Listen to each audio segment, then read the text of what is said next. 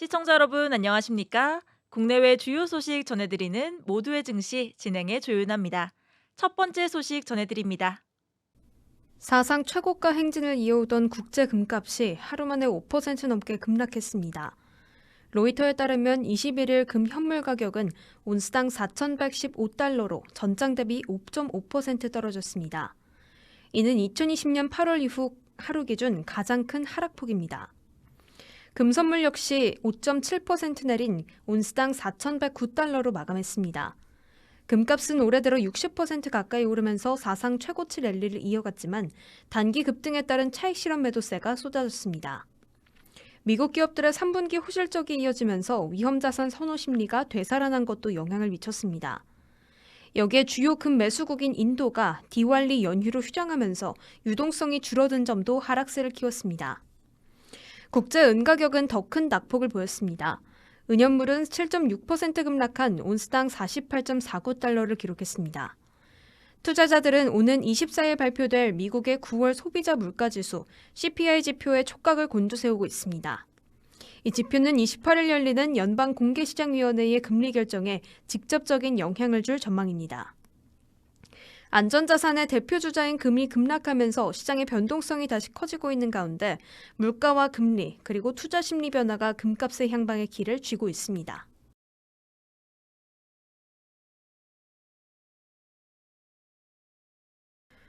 챗GPT를 만든 오픈 AI가 드디어 자체 웹브라우저를 내놨습니다. 오픈 AI가 21일 인공지능 기반 웹브라우저인 챗GPT 아틀라스를 공식 출시했습니다. 오픈AI는 브라우저는 모든 작업의 중심이라며 챗GPT로 구축된 아틀라스가 사용자의 세계를 이해하고 목표 달성을 돕는 진정한 슈퍼 어시스턴트가 될 것이라고 밝혔습니다. 아틀라스는 이용자가 보고 있는 웹페이지 안에서 바로 도움을 제공하며 복사 붙여넣기 없이 작업을 이어갈 수 있습니다. 또 내장된 챗GPT 메모리를 통해 과거 대화나 정보를 기억하고 새로운 작업에 활용할 수 있습니다. 예를 들어 지난주 본 채용 공고를 빠르게 찾아 업계 트렌드를 요약해달라고 요청하면 아틀라스가 메모리에 저장된 데이터를 바탕으로 바로 결과를 제공하는 식입니다. 이때 브라우저 메모리는 전적으로 사용자의 선택 사항으로 언제든 삭제할 수 있습니다. 아틀라스는 먼저 맥 OS용으로 출시되며 곧 윈도우, iOS, 안드로이드 버전으로 확대될 예정입니다. 이번 출시는 AI 브라우저 경쟁에 불을 붙였습니다. 퍼플렉시티는 이미 코멧을, 구글은 자사 모델 제미나이를 크롬에 통합한 바가 있습니다. AI 업계의 선두주자인 오픈AI가 직접 시장에 뛰어든 만큼 구글 크롬의 독주가 흔들릴 수 있다는 전망이 나옵니다. 챗GPT로 시작된 AI 혁신이 이제는 웹 탐색 전쟁으로 번지고 있는 가운데 오픈AI의 아틀라스가 AI 브라우저 시대의 주도권을 잡을 수 있을지 IT 업계 시선이 집중되고 있습니다.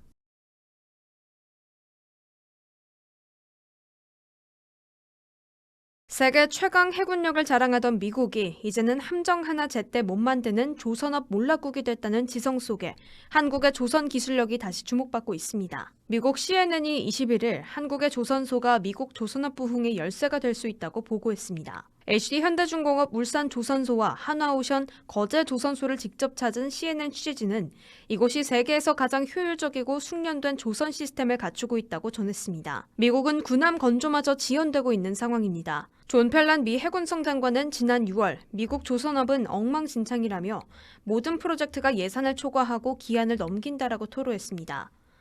반면 CNN은 한국조선업은 기한 내, 예산 내 건조를 완수하며 세계 조선 시장을 선도하고 있다고 소개했습니다. 한국 조선업들의 경쟁력 비결로는 숙련된 인력, 집약된 공급망, 그리고 군함과 상선 병행 생산 구조가 꼽혔습니다. HD 현대중공업의 평균 근속여수는 16년, 부품 자재 공급망은 대부분 남부 지역에서 신속하게 조달됩니다. 하지만 CNN은 마스카 프로젝트의 성공 여부는 한국에서 미군 함정을 실제 건조할 수 있는지에 달려있다고 분석했습니다. 현재 미국 법은 국가안보를 이유로 외국 조선소에서 해군 함정을 건조하는 것을 금지하고 있습니다. 따라서 이 법을 바꾸려면 미 의회와 트럼프 행정부의 정치적 결단이 필요합니다. 세계 1위 한국 조선업과 부활을 꿈꾸는 미국 조선업의 만남, 이 협력이 단순한 산업 협력을 넘어 안보 동맹의 새로운 형태로 이어질지 주목됩니다.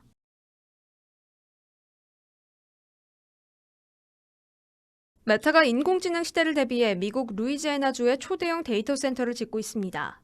미국 월스트리트 저널에 따르면 블랙록이 운용하는 일부 액티브 ETF가 메타의 루이지애나주 데이터 센터 건설 관련 채권에 총 30억 달러, 약 4조 3천억 원을 투자했습니다. ETF는 거래소에서 주식처럼 사고팔 수 있는 펀드지만 이번에 참여한 상품은 단순 지수 추종형이 아닌 펀드 매니저의 판단이 개입되는 액티브 ETF입니다. 월스트리트 저널은 블랙록의 하이힐드 액티브 ETF가 21억 달러를, 그 밖에 채권형 ETF도 추가 투자했다고 전했습니다.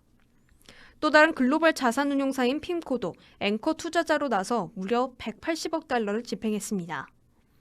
이번 프로젝트의 핵심은 메타가 루이지애나주 라치랜드 페라시에 건설 중인 초대형 AI 데이터 센터 하이페리온입니다. 이 시설은 AI 학습과 생성 연산을 처리할 수 있는 세계 최대급 데이터 허브로 메타는 사모펀드 블루아울과 협력해 건설을 추진 중입니다. 전문가들은 이번 사례가 AI 인프라 투자 시장이 기관 투자자 중심에서 개인 투자자 접근 가능 단계로 진화한 신호탄이라고 분석했습니다. 글로벌 금융자본이 AI 인프라 구축 경쟁에 뛰어드는 가운데 블랙록과 메타의 결합은 앞으로 AI 생태계 투자 지형을 바꿀 게임 체인저가 될 전망입니다.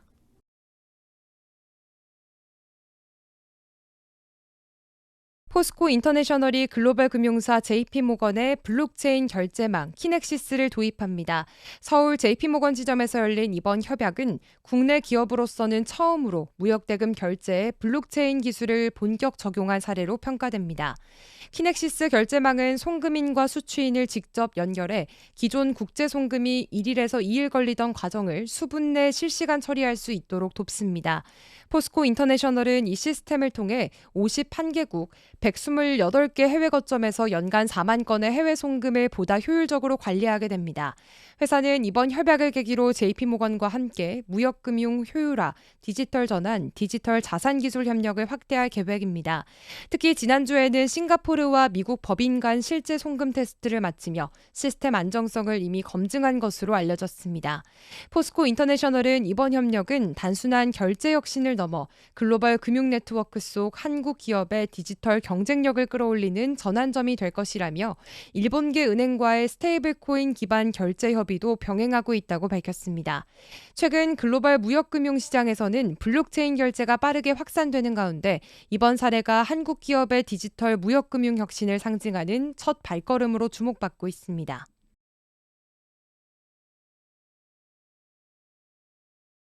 최근 롯데카드와 웰컴금융그룹 등 제2금융권에서 잇따른 해킹 사고가 발생하면서 금융권의 정보보호 격차가 다시 한번 도마에 올랐습니다.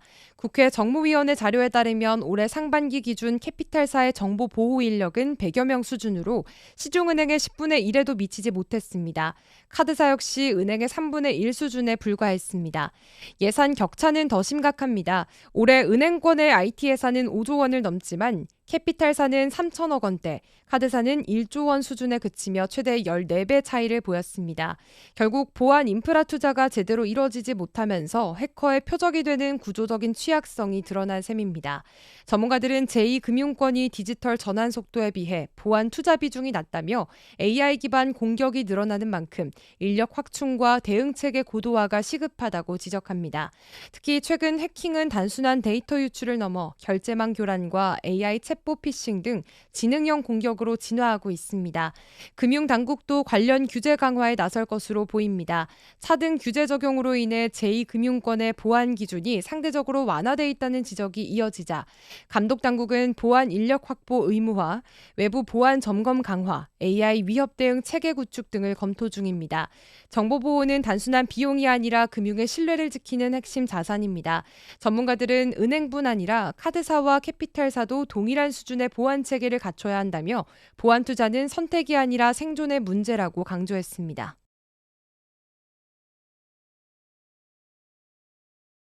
SK그룹이 신재생 에너지 사업의 대대적인 구조조정에 나섭니다. 현재 그룹 내 여러 계열사가 보유한 태양광, 풍력, 에너지 저장 장치, 연료전비, 발전 설비 등 약 1조 원 규모의 자산이 매각 검토 대상에 오른 것으로 전해졌습니다. SK 에코플랜트와 SK 이터닉스 등 주요 계열사들이 포함된 이번 제표는 그룹 전체 포트폴리오를 효율화하고 미래 성장 동력의 자원을 집중하기 위한 전략의 일환으로 해석되고 있습니다. 특히 수익성이 낮거나 기술 성숙도가 낮은 신재생 자산을 정리하고 수소 생산, 저장, 운반 등 밸류체인 전반의 투자 비중을 확대하는 방향으로 리밸런싱이 추진되고 있습니다. SK그룹은 지난해에도 일부 루프탑 태양광 및 ESS 사업을 매각하려고 했지만 무산된 바가 있습니다. 이번에는 글로벌 수소 시장 확대와 AI 데이터 센터 전력 수요 증가라는 환경 변화 속에서 에너지 사업의 핵심을 수소 중심으로 재편해 시너지를 극대화하려는 움직임으로 보입니다. 한편 그룹은 석유화학 부문에서도 재편 작업을 진행하고 있습니다. SKC와 쿠웨이트 국영 석유화학 기업이 합작한 SKPIC 글로벌 매각 추진이 그 일환입니다. 해당 회사는 폴리우레탄 원재료인 프로필 옥사이드를 생산하지만 중국산 저가 공세로 실적이 악화된 상태입니다. 결국 SK그룹은 신재생 에너지 자산을 정리하면서 확보한 자금으로 수소, AI, 반도체 등 미래 성장 산업으로 전환 속도를 높일 전망입니다. 이번 구조조정은 SK이노베이션 합병 이후 본격화된 미래 중심 포트폴리오 전환 전략의 핵심 단계로 평가받고 있습니다.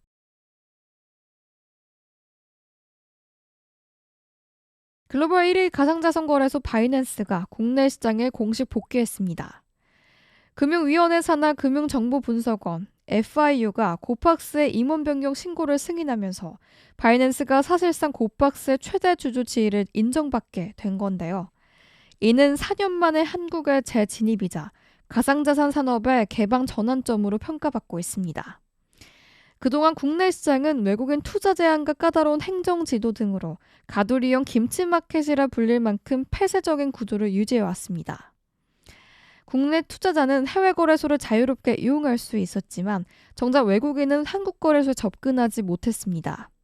이로 인해 가격 괴리와 유동성 왜곡, 소위 김치 프리미엄 현상이 반복되어 왔습니다. 하지만 이번 조치로 시장에서는 국내 거래소 역시 글로벌 시장으로 나아갈 수 있는 문이 열렸다라는 평가가 나오고 있습니다. 이미 디지털 자산거래소 협의체는 외국인 거래 허용과 법인 계좌 개설 등 국내 규제 현실화 필요성을 꾸준히 제기해왔는데요. FIU의 이번 결정이 그런 흐름의 첫 신호탄으로 읽히고 있습니다. 전문가들은 이번 바이낸스 승인으로 국내 거래소가 단순히 내수형 플랫폼을 넘어 해외 진출 면분과 글로벌 경쟁력을 확보할 수 있을 것으로 보고 있습니다.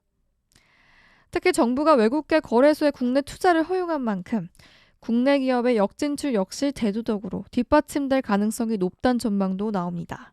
결국 이번 바이낸스 복귀는 한국 가상자산 시장이 폐쇄적 틀에서 벗어나 국내 자본과의 연결을 강화하는 글로벌 자산 허브 전환의 서막으로 얽히고 있습니다.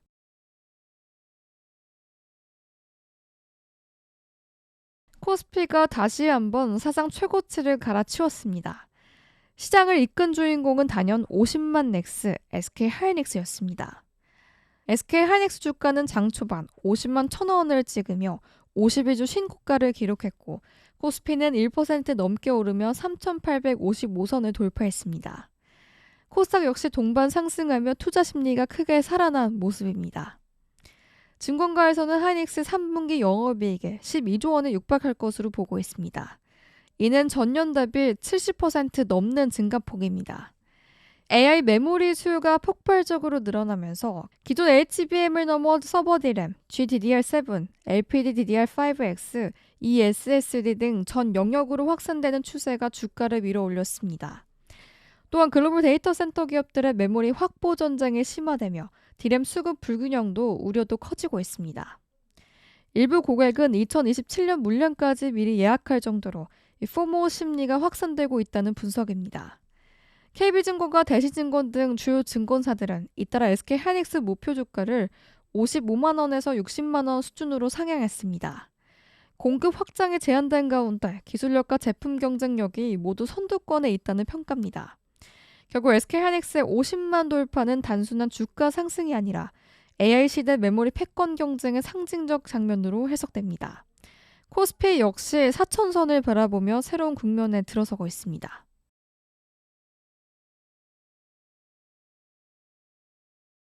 HLB가 간암 치료제 개발에서 의미 있는 성과를 거뒀습니다. 자사 항암제 리보세라닉과 항소제약의 면역 항암제 캄렐리주맙을 수술 전후에 병용 투여한 결과 기존 수술 단독 치료보다 재발률을 낮추고 생존 기간을 크게 늘렸다는 임상 결과가 확인되었습니다. 이번 연구는 세계적인 의학학술지 란셋에 게재되며 글로벌 학계의 주목을 받았습니다. 임상은 중국 내 16개 병원에서 재발 위험이 높은 간슬포암 환자 200암 4명을 대상으로 진행됐습니다. 그 결과 수술 전후 병용요법을 받은 환자의 무사건 생존기간 중앙값이 42.1개월로 수술만 받은 환자보다 2배 이상 길었습니다. 또한 병리학적 반응률도 35%로 수술 단독군보다 4배 이상 높게 나타났습니다. 이번 성과는 면역 항암제와 표적 치료제를 수술 전후로 연속 투여하는 전략에 강암 치료에서도 유효함을 입증한 세계 첫 사례라는 점에서 큰 의미를 지니고 있습니다. 지금까지는 간세포암에서는 수술 외에도 표준 전신 치료가 확립되지 않았던 만큼 치료 패러다임이 전환점이 될 수 있다는 평가입니다. HLB는 이번 결과를 토대로 신약 허가 확대와 글로벌 임상 전략 수립에 나설 계획입니다. 특히 초기, 중기 간암 환자에게까지 적용 범위가 확장될 경우 시장 규모 10배 이상 커질 수 있을 것으로 전망됩니다.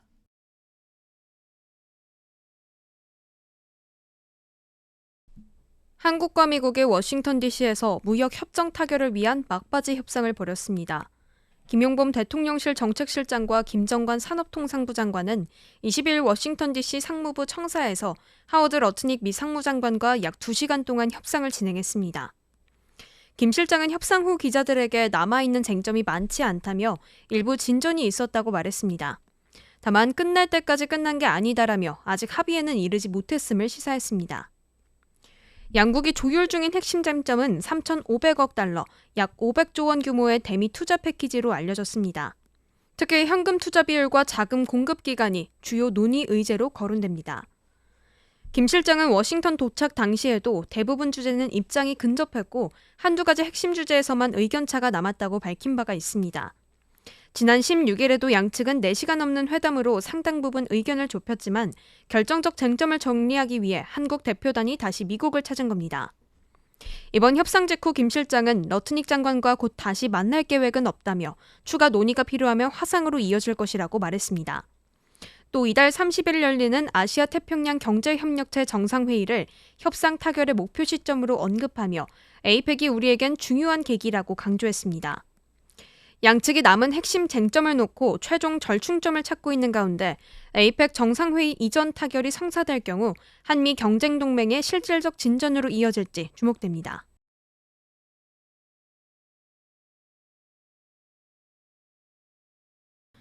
세계 최대 IT 기업 구글이 양자 컴퓨팅 역사에 또 하나의 이정표를 세웠습니다. 구글은 22일 자체 개발한 양자칩 윌로우를 기반으로 한 알고리즘 퀀텀 에코스가 세계 최초로 검증 가능한 양자 우위를 달성했다고 밝혔습니다. 양자 우위란 기존 슈퍼컴퓨터로는 사실상 불가능한 연산을 양자 컴퓨터가 현실적인 시간 안에 처리할 수 있는 능력을 말합니다. 구글은 이번 결과를 세계적 학술지인 네이처에 발표했습니다. 윌로우 칩은 이미 지난해 미국 최고 성능 슈퍼컴퓨터 프론티어가 10에 24제곱년 걸릴 문제를 단 5분 만에 해결해 주목받았던 칩입니다. 이번 퀀텀 에코스 알고리즘은 기존 슈퍼컴퓨터의 최고급 고전 알고리즘보다 13,000배 빠른 속도를 기록했으며 무엇보다도 다른 양자 시스템에서도 결과가 반복 검증 가능하다는 점에서 2019년에 구글의 첫 양자 우위 선언과는 차원이 다르다고 강조했습니다. 구글은 오류율 0.1% 미만과 연산 정밀도를 확보했고 10명 연구진이 1년간 집중한 영인년 검증 프로세스와 총 1조 회 측정을 통해 신뢰성을 입증했다고 밝혔습니다. 이 기술은 신약 개발과 배터리 소재, 핵 융합 에너지 같은 기존 슈퍼컴퓨터가 해결하지 못한 난제들에 실제 적용될 수 있는 길을 연 것으로 평가됩니다. 구글은 향후 5년 이내에 양자 컴퓨터만으로 가능한 실제 응용 사례가 등장할 것이라며 오류를 보정하고 안정성을 높이는 논리 큐비트 개발에 박차를 가하고 있습니다.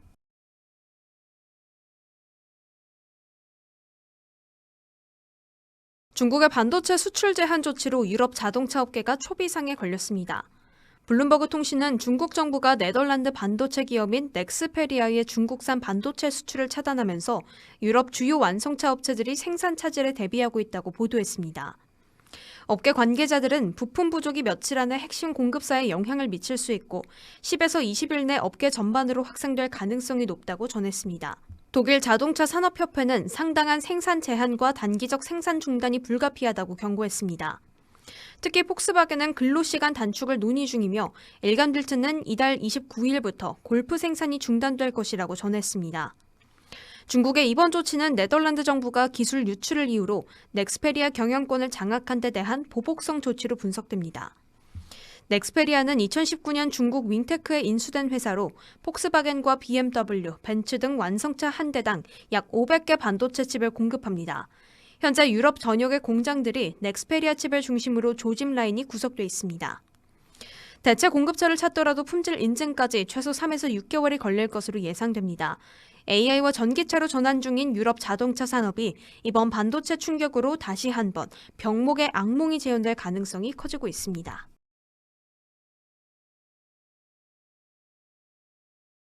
테슬라의 인공지능 칩 생산 라인에 삼성전자가 공식 합류했습니다. 테슬라 최고 경영자 일론 머스크가 22일 3분기 실적 발표 후 열린 컨퍼런스 콜에서 A15 칩은 TSMC와 삼성전자 모두 제조하게 될 것이라고 밝혔습니다. 테슬라의 4세대 오토파일럿 칩셋인 A14는 현재 삼성전자가 생산 중이고 차세대 A16 칩 역시 삼성의 텍사스 신규 반도체 공장에서 생산될 예정입니다. 이번 발표로 그 중간 세대인 A15도 삼성과 TSMC가 공동 생산한다는 사실이 공식화됐습니다. 앞서 A15가 TSMC 단독 수주라는 관측이 돌았지만 머스크가 직접 이를 정정한 겁니다. A15 칩은 2026년 말 양산, 성능은 최대 2500탑스에 달하며 A16은 2028년 출시를 목표로 6000탑스 성능급을 겨냥하고 있습니다. 머스크는 A15 칩의 과잉 공급 확보가 목표라며 차량과 로봇뿐만 아니라 데이터 센터용 AI 칩으로도 활용할 계획이라고 밝혔습니다. 그는 또 엔비디아를 대체하려는 것이 아니라 테슬라는 자체 수요를 감당하기 위한 AI 인프라를 구축 중이라고 강조했습니다. 삼성전자는 이미 테슬라 A14와 A16을 수주한 데 이어 A15까지 공동 생산에 참여하면서 테슬라 AI 칩셋 라인업의 핵심 파트너로 자리 잡게 됐습니다.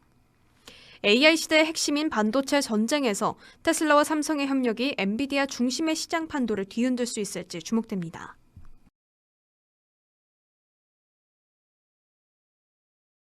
삼성전자가 구글 퀄컴과 손잡고 헤드셋 형태의 신제품 갤럭시 XR을 오늘 국내에 출시했습니다. 이 제품은 안드로이드 XR 플랫폼을 최초로 탑재했으며 음성, 시선, 제스처 입력을 모두 인식하는 멀티모달 AI 기능이 핵심입니다. 디스플레이 사양도 주목됩니다. 4K 마이크로 OLED를 탑재했으며 해상도가 매우 높아 현존 XR 기기 중 최고 수준이라는 평가가 나오고 있습니다. 착용감에도 신경 썼는데 무게는 약 545g으로 비교 대상인 애플의 비전 프로보다 가볍다는 분석입니다. 가격은 국내 기준으로 269만 원으로 책정되어 애플 비전 프로 대비 절반 수준이거나 그보다 저렴하다는 평가가 나옵니다. 삼성전자는 이 제품을 통해 스마트폰 위주였던 갤럭시 생태계를 XR 영역까지 확장하겠다는 포부를 밝혔습니다. 또한 B2B 시장에도 공을 들이고 있어 예컨대 조선업 분야에서 가상훈련 플랫폼으로 갤럭시 XR을 활용한다는 협업도 발표된 바 있습니다. 결국 이번 출시로 삼성은 프리미엄 XR 시장에서 애플 및 메타 등 글로벌 강자들과 본격적으로 경쟁에 나섰다는 평가가 나옵니다. 향후 XR 생태계 확장, 경량화된 안경형 기기 개발 등도 예정돼 있어 관련 시장의 변화가 주목됩니다.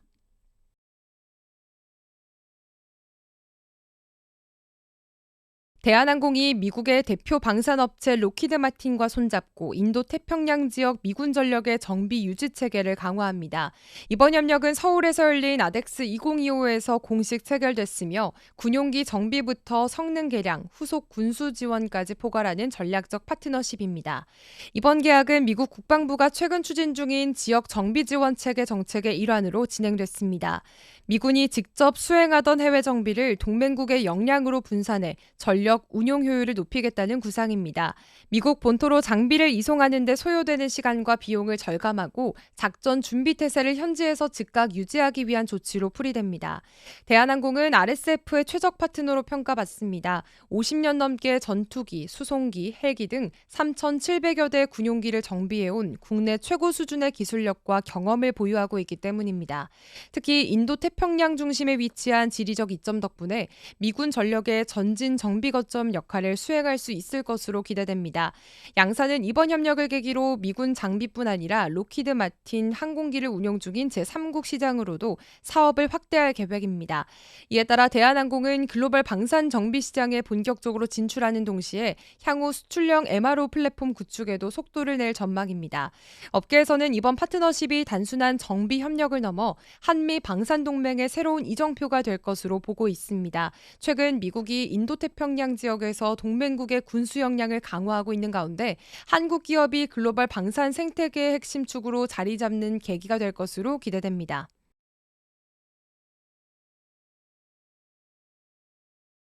XRP가 이번 주 강한 저항 구간을 시도했지만 상승세를 이어가지 못했습니다. 시장에서는 여전히 낙관론과 회의론이 엇갈리고 있습니다. 암호화폐 전문 매체 뉴스 BTC에 따르면 XRP는 가격이 조정받는 가운데 거래량이 늘어 시장이 새로운 방안을 모색하고 있습니다. 시가총액은 1,440억 달러로 최근 일주일 동안 XRP는 3.9% 상승했지만 단기 조정세가 나타나고 있습니다. 트레이더들은 이를 차익 실현 또는 포지션 조정 신호로 해석하는 반면 일부는 본격 상승 전 숨고르기 구간이라고 보고 있습니다. 리플의 커뮤니티 인사 같은 경우에는 예고 없이 급등이 나타나 사상 최고가를 경신할 수 있다고 주장했습니다. 하지만 투자자 반응은 엇갈렸습니다. 일부는 언제든 폭발할 수 있다고 했지만 다른 이들은 5년째 같은 전망이라며 신뢰할 수 없다고 선을 그었습니다. 시장 외부 변수도 부담입니다. 트럼프 대통령의 관세 발언 이후 XRP는 11개월 만에 저점을 찍었고 비트코인 약세 국면이 이어질 경우 알트코인 상승세 역시 제한될 가능성이 제기됩니다. 전문가들은 단기적으로 3달러 회복이 관건이라면서 리플의 결제 네트워크 확대가 지속된다면 중장기적인 낙관론이 다시 살아날 수 있다고 내다봤습니다. XRP 시장 낙관과 회의가 공존하는 가운데 다음 돌파구는 결국 3달러 장벽이 될 전망입니다.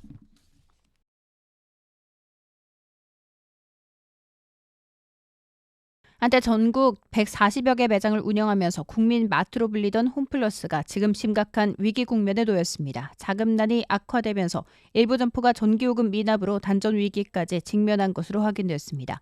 경영 정상화를 위한 회생 절차가 진행 중이지만 현금 유동성은 사실상 바닥에 가까운 상태입니다.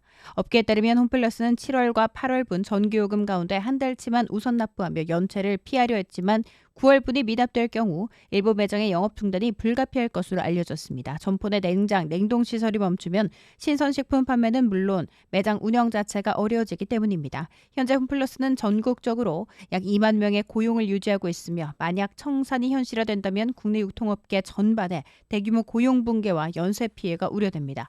노동계는 이번 사태는 단순한 기업 부실을 넘어 유통산업 구조조정의 서막일 수 있다며 정부의 긴급 개입을 촉구하고 있습니다. 전문가들은 홈플러스 사태를 오프라인 유통의 구조적 한계가 폭발한 사례로 진단하면서 디지털 전환이 늦은 대형마트의 위기를 상징하는 경고음이라고 분석했습니다.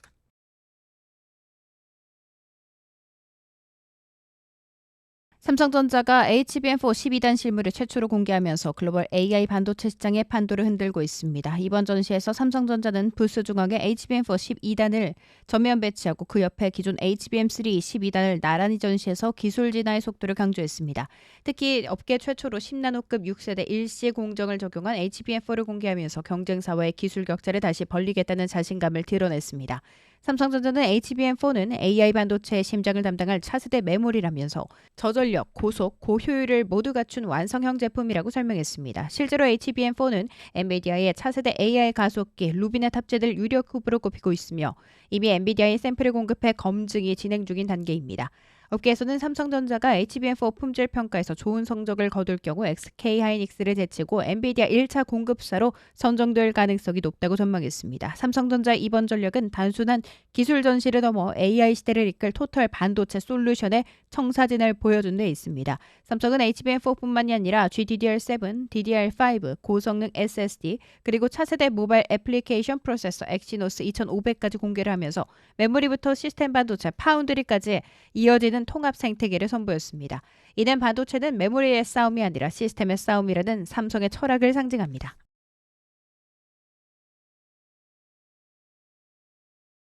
국제 금값이 12년 만에 가장 큰 폭으로 떨어지면서 시장이 술렁이고 있습니다. 10월 22일 미국 시카고 파생상품 거래소에서 12월 인도분 금 선물 가격은 전일 대비 5.7% 급락한 온스당 4,109달러에 마감했습니다. 장 초반 4,390달러를 돌파했던 금값이 하루 만에 280달러 가까이 떨어지면서 투자자들의 충격이 이어지고 있습니다. 이번 급락은 미국과 중국 간 무역협정 기대감 그리고 미국과 호주의 희토류 공급 협약 체결 등으로 글로벌 위험자산 선호 심리가 강화된 것으로 직접적인 배경으로 꼽힙니다. 안전자산으로 분류되는 금은 투자자들의 매도세가 급격히 몰리면서 일시적 급락세를 보였습니다.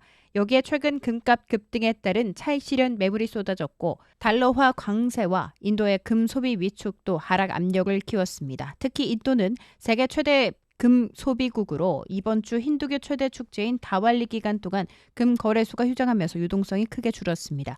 글로벌 수요가 일시적으로 식은 점도 이번 낙폭의 원인으로 분석됩니다. 한 국제 금 거래소 관계자는 인도 시장의 거래 정지와 달러 강세가 겹치면서 급락폭이 과도하게 커졌다고 전했습니다. 다만 전문가들은 이번 급락을 단기 조정으로 보는 시각이 우세합니다. 중앙은행들의 금 보유 확대 기조와 미국의 금리 인하 가능성, 재정학적 불확실성이 여전히 금값의 중장기 상승 요인으로 남아있다는 분석입니다. 삼성선물연구원은 지금은 단기 변동성 구간으로 조정이 끝나면 저가 매수세가 다시 유입될 가능성이 높다고 진단했습니다.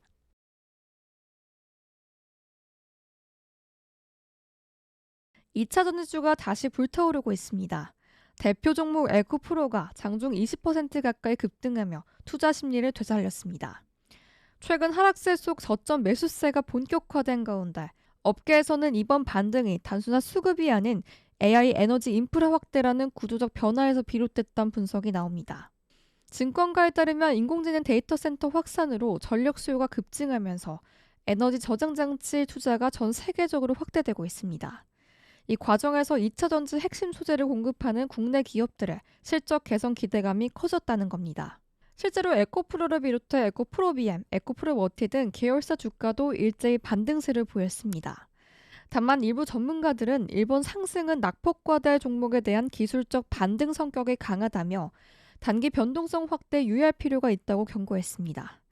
실제로 에코프로의 경우 거래량이 폭증하며 단기 차익 실현 움직임도 나타나고 있습니다.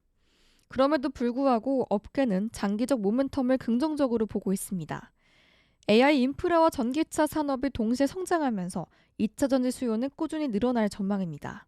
업계 관계자는 전기차 시장 회복세와 함께 ESS 투자가 확대되는 구조적 변화가 이어지고 있다며 실적이 뒷받침된다면 이번 반등이 단순 반짝이 아니라 장기 전환점이 될 수 있다고 진단했습니다. 투자자들의 시선은 이제 단기 급등세보다 4분기 실적 개선 그리고 수주 모멘텀으로 향하고 있습니다.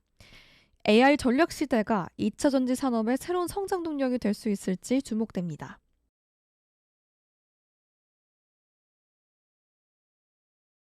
한국거래소가 대체거래소 넥스트레이드 급부상에 맞서 본격적인 견제에 나섰습니다.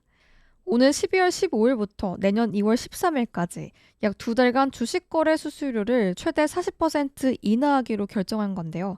이미 세계 최저 순으로 평가받는 거래 수수료를 추가로 내리면서 시장 경쟁 구도를 정면으로 겨냥한 조치로 풀이되고 있습니다.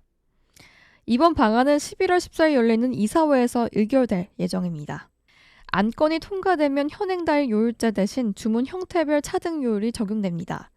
지정가 주문은 0.00134%, 시장가 주문은 0.00182%로 낮아지게 됩니다. 이 같은 인하 결정의 배경에는 빠르게 점유율을 높이고 있는 넥스트레이드가 존재했습니다. 지난 3월 출범한 넥스트레이드는 불과 석 달 만에 시장 점유율 19%를 기록하며 급성장했습니다. 현재는 15% 룰이라고 불리는 거래량 제한 규제를 준수하고 있지만 제한이 풀릴 경우 점유율이 30%에 육박할 수 있다는 전망도 나오고 있습니다. 거래소는 단기 수수료 인하 외에도 거래 시간 연장 등 다양한 방안을 검토하고 있습니다. 다만 이번 인하는 한시적 조치로 3달 이내 결정만 거래소 내부 판단으로 가능하다는 점에서 이후 연장 여부는 금융위원회 심의를 거쳐야 합니다. 업계에서는 이번 조치가 단순한 가격 경쟁을 넘어 국내 자본시장 구조 변화의 신호탄이 될 수 있다는 평가도 내놓고 있습니다. 본격적인 다중거래 시장 시대를 앞두고 거래소의 수수료 전략이 투자자 유입과 시장 효율성에 어떤 결과를 가져올지 주목됩니다.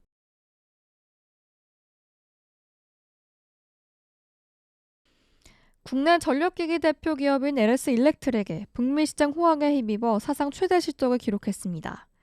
3분기 매출은 1조 2,162억 원, 영업이익은 1,008억 원으로 각각 전년 대비 19%와 51% 증가했습니다. 특히 초고압 변압기와 배전반을 중심으로 수주가 급증하며 전체 수주 잔고가 4조 1,000억 원으로 역대 최대치를 경신했습니다. 이번 호실적의 핵심은 북미 시장입니다. 데이터 센터와 에너지 저장 장치, 이른바 ESS 프로젝트 수요가 급증하면서 북미 매출 비중이 전체 33%까지 확대됐습니다. 최근 5년간 북미 매출은 연평균 50%씩 성장하며 LS 일렉트릭의 글로벌 실적을 이끄는 주력으로 자리 잡았습니다. 회사 측은 현지 생산 거점 강화에도 속도를 내고 있습니다. 미국 유타주에 위치한 배전반 생산법인 MCM 엔지니어를 통해 연 500억 규모의 제품을 공급하고 있으며 텍사스 베스트럽 캠퍼스에는 연구개발과 생산, AS 기능을 통합한 복합 거점을 조성하고 있습니다.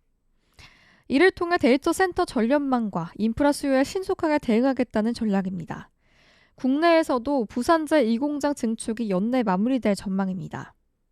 내년부터는 생산 능력이 대폭 확대돼 연간 3천에서 4천억 원의 추가 매출이 기대됩니다. 한편 자동화 사업도 흑자 전환에 성공했습니다. 3분기 매출은 879억 원, 영업이익은 24억 원을 기록하며 분기 단위 실적 개선 흐름을 이어갔습니다. 또 미국과 베트남 등 해외 자회사 매출은 전년 대비 38%, 영업이익은 121%로 늘었습니다. 반면 중국은 경기도나 여파로 회복세가 다소 지연되고 있습니다. LS 일렉트릭은 올해 남은 기간에도 북미 전력 인프라 확충과 국내 생산 능력 강화를 양대 축으로 삼아 안정적인 성장세를 이어간다는 계획입니다.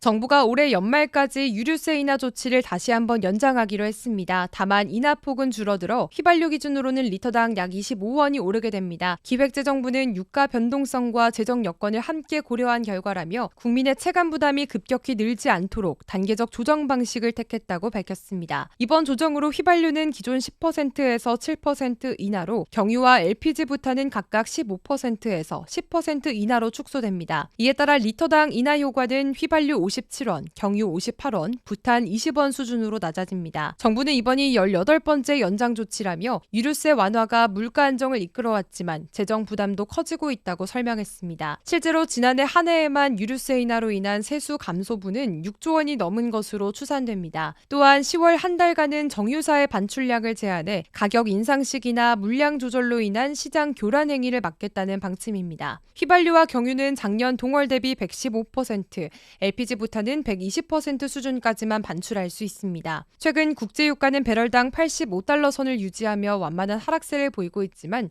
중동 정세 불안과 환율 변동성이 여전히 리스크 요인으로 남아 있습니다. 전문가들은 단기적으로 소비자 부담이 소폭 늘겠지만 연말로 갈수록 유가가 안정된다면 내년 초에는 인하율이 다시 조정될 가능성도 있다고 전망했습니다. 결국 이번 유류세 조정은 물가 관리와 재정 건전성 사이의 균형 조정으로 볼 수 있습니다. 정부는 향후 유가 흐름과 국제 정세를 지켜보며 단계적으로 추가 조치를 검토할 계획입니다.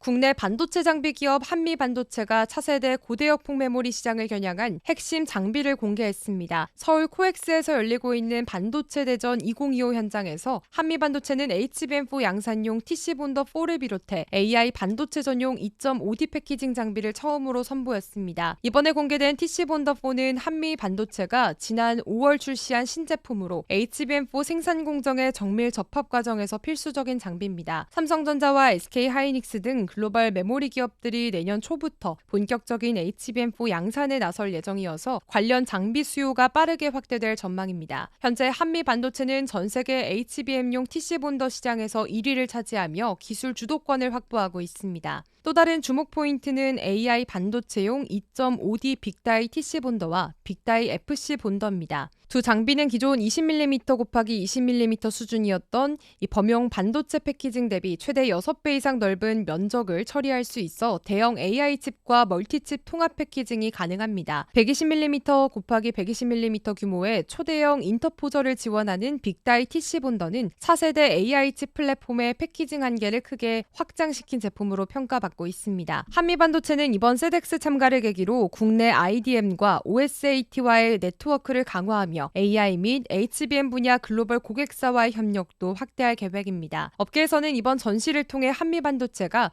HBM 시대 본더 표준을 사실상 선점했다는 평가가 나오고 있습니다. AI 반도체와 HBM4 생태계의 폭발적인 확장 속에서 정밀 패키징 기술력이 향후 반도체 산업 경쟁력의 핵심으로 부상할 전망입니다.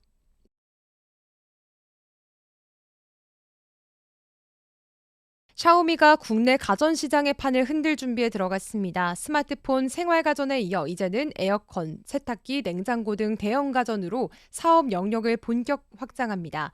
샤오미 코리아는 서울 용산에 전문 사후 서비스 센터 익스클루시브 서비스 센터를 열고 향후 대형 가전의 직영 수리까지 가능한 체계를 구축했다고 밝혔습니다. 이곳에서는 로봇 청소기, 공기청정기 등 중대형 가전의 수리가 가능하며 택배 수거, 배송 서비스도 함께 제공합니다. 이번 조치는 단순한 서비스 강화에 그치지 않습니다. 샤오미는 내년부터 미지아 브랜드의 대형 가전제품군을 국내에 공식 출시할 계획입니다. 세탁기, 냉장고, 에어컨 등 주요 가전이 포함되며 모두 샤오미의 스마트홈 플랫폼 미홈과 연동되는 IoT 기능을 갖출 예정입니다. 시장에서는 이번 행보를 두고 삼성전자, LG전자를 직접 겨냥한 선전포고라는 평가가 나옵니다. 특히 샤오미는 가격 경쟁력과 스마트 기기 간 연결성을 앞세워 젊은 세대와 1, 2인 가구를 중심으로 빠르게 점유율을 확대할 것으로 예상됩니다. 샤오미 코리아는 유통망 확충에도 속도를 내고 있습니다. 현재 서울 여의도, 구리, 마곡 등 세 곳에서 운영 중인 오프라인 매장에 이어 다음 달 경기 부천 현대백화점 중동점에 첫 지방 매장, 서울 잠실 세내역 인근에 국내 첫 로드숍을 새로 엽니다. 존이우 샤오미 코리아 사장은 이번 ESC 오픈은 한국 시장 진입의 이정표이자 시작점이라며 소비자들이 샤오미의 편리함과 품질을 직접 체감할 수 있도록 국내 서비스와 제품 라인업을 확대해 나가겠다고 말했습니다. 국내 가전시장은 현재 삼성전자와 LG전자가 양분하고 있지만 샤오미의 대형 가전 진출은 중저가 시장 재편의 신호탄으로 평가됩니다. 글로벌 3위 가전 브랜드의 도전이 국내 가전 생태계에 어떤 파장을 불러올지 주목됩니다.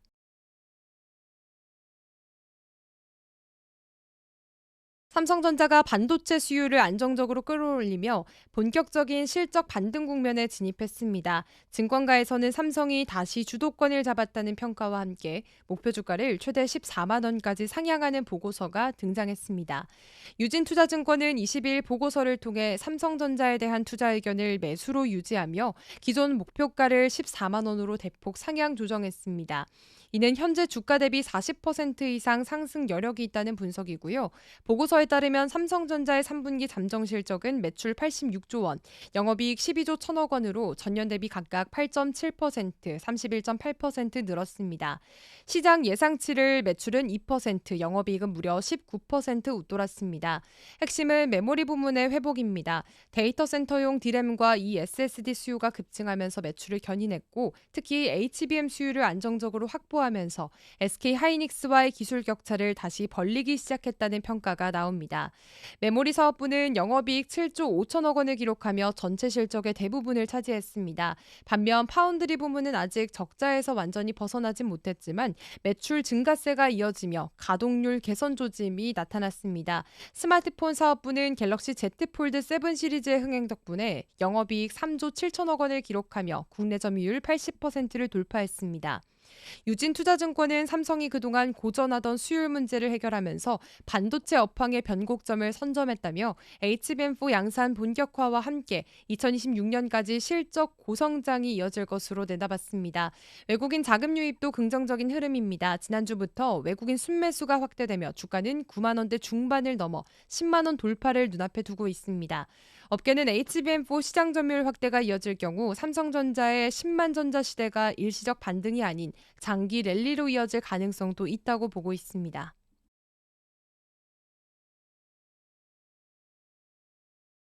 삼성전자와 SK하이닉스가 차세대 AI 메모리 주도권을 놓고 정면 승부에 나섰습니다.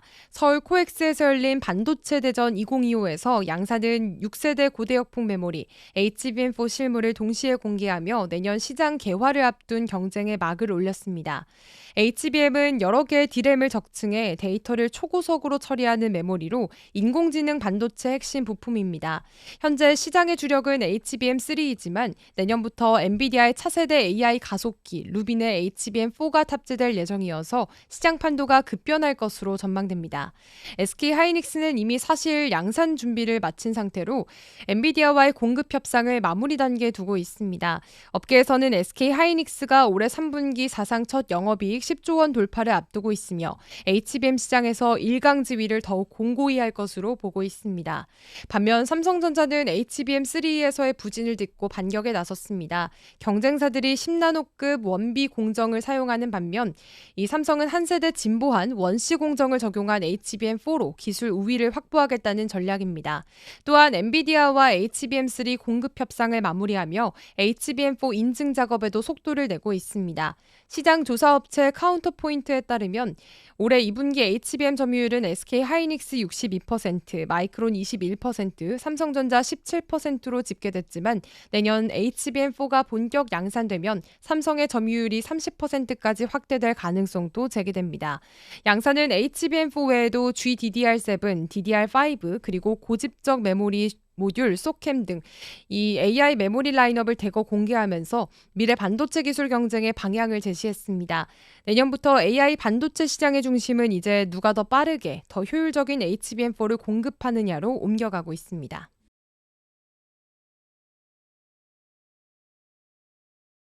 비트코인이 머지않아 금의 시가총액을 뛰어넘을 것이라는 전망이 나왔습니다. 만약 이 시나리오가 현실이 된다면 XRP를 비롯한 주요 알트코인에도 큰 상승세가 찾아올 수 있다는 전망이 나왔습니다. 블록체인 전문 매체 더 크립토 베이직에 따르면 세계 최대 암호화폐 거래소 바이낸스의 공동 창립자 자오 창펑은 비트코인은 결국 금을 능가할 것이라고 밝혔습니다. 최근 2주간 금값은 온스당 4,300달러를 돌파하면서 사상 최고가를 기록한 반면 비트코인은 여러 지지선을 이루며 불안한 흐름을 이어가고 있습니다. 하지만 자오 창펑은 비트코인은 본질적으로 디지털 금이라며 시간이 걸리더라도 장기적으로 금의 자리를 대체할 것이라고 강조했습니다. 현재 비트코인의 시가총액은 약 2조 1,400억 달러, 금의 시총은 30조 3천억 달러로 약 14배 차입니다. 비트코인이 금을 넘어설 경우 가격은 1BTC당 약 152만 달러, 우리 돈으로 2억 원이 넘는 수준이 됩니다.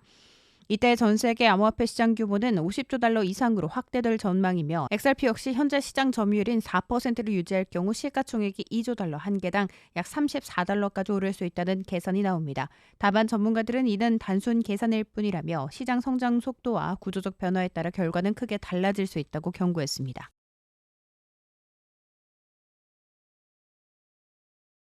XRP가 ETF 승인 대기 단계에 들어가면서 사상 최대 상승장이 열릴 수 있다는 전망이 나왔습니다. 가상자산 전문 매체 더 크립토 베이직에 따르면 SEC는 그레이스케일, 비트와이즈 21쉐어즈 등 대형 자산 운용사들의 XRP ETF 신청권에 대해 10월에 결정을 내릴 예정입니다. 프랭클린 템플턴의 신청안은 11월 결정이 예고돼 있습니다. 시장에서는 ETF 승인 시 기관 자금 유입이 폭발적으로 증가할 것으로 기대하고 있습니다. 애널리스트 롭 커닝햄은 ETF를 통한 1,700억 달러 규모 자금이 XRP로 유입될 경우 토큰 공급이 이를 감당하지 못해 가격 급등이 불가피하다고 분석했습니다. 그는 과거 금의 비트코인 ETF 사례를 이용해 유동성이 낮은 시장일수록 완만한 상승이 아닌 급등이 나타난다고 설명했습니다. 커닝햄은 기본 시나리오에서 XRP가 8에서 15달러, 공급이 제한될 경우 20에서 35달러, 극단적인 시나리오에서는 최대 50달러 이상까지 오를 수 있다고 대답했습니다. 또한 그는 ETF ETF 효과 외에도 포모가 추가 상승의 불씨가 될 수 있다고 지적했습니다. 전 세계 투자 자금 중 단 0.5%만 XRP로 유입돼도 약 7천억 달러의 수요가 발생하며 이 경우 가격은 50달러에서 최대 500달러까지 오를 수 있다는 것입니다. ETF 승인 여부는 아직 불확실하지만 XRP가 두 번째 비트코인 랠리를 만들어낼 수 있을지 전 세계 투자자들이 주목하고 있습니다.